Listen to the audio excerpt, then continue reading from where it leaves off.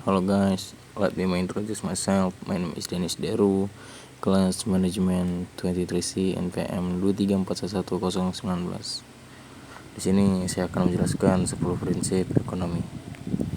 Nah, ekonomi mempelajari cara orang mengalokasikan sumber daya yang terbatas untuk memenuhi kebutuhan yang tak terbatas. Berikut adalah 10 prinsip ekonomi yang penting untuk dipahami. Oke, yang pertama, alokasi sumber daya. Nah, pilihannya adalah memakai sumber daya yang tersedia secara efisien untuk membuangnya, dan pertukaran sumber daya diperdagangkan agar dapat memaksimalkan keuntungan. Lalu, di Ross and Raisel, sumber daya dapat dimanfaatkan lebih baik dalam lingkungan yang berkelanjutan. Di kemitraan, sumber daya dapat digunakan untuk secara efisien melalui kerjasama dan kemitraan. Oke, kita next. Oke, ada manfaat perdagangan spesialisasi, kompetisi, peningkatan kesejahteraan. Nah, spesialisasi, setiap negara dapat memaksimalkan efisiensi dengan memproduksi barang dan jasa yang spesifik sesuai dengan keahlian mereka. Di kompetisi perdagangan membuka kemungkinan yang lebih luas bagi konsumen untuk memilih produk. Dan peningkatan kesejahteraan, perdagangan dapat meningkatkan pendapatan nasional dan kemakmuran masyarakat. Oke, permintaan dan penawaran. Yang pertama, hukum permintaan.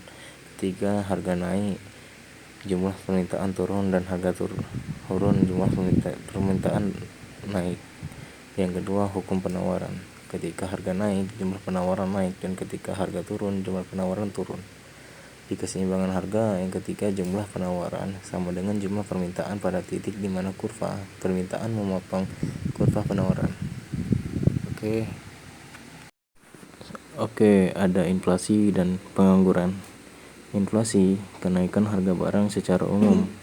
Pengangguran, kondisi di mana jumlah pekerja yang siap bekerja lebih besar dari jumlah pekerjaan yang tersedia.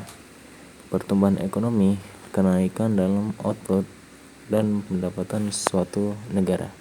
Oke, kita next.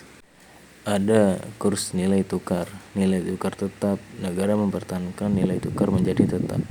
Nilai tukar mengambang, negara membiarkan nilai tukar berubah sesuai keadaan pasar. Yang ketiga, nilai tukar campuran. Negara menggunakan campuran sistem nilai tukar tetap dan mengembang. Nah, pajak dan subsidi. Pajak diturunkan untuk mendanai pengeluaran pemerintah seperti layanan publik, sosial, dan infrastruktur.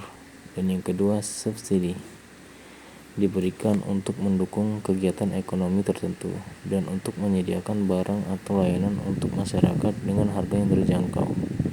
Yang ketiga, keuntungan dan kerugian. Pajak dapat menghasilkan uang untuk membiayai pengeluaran, sementara subsidi dapat menjadi beban anggaran negara. Oke, kita next. Oke, ada pasar dan persaingan. Pasar, tempat bertemunya penjual dan pembeli.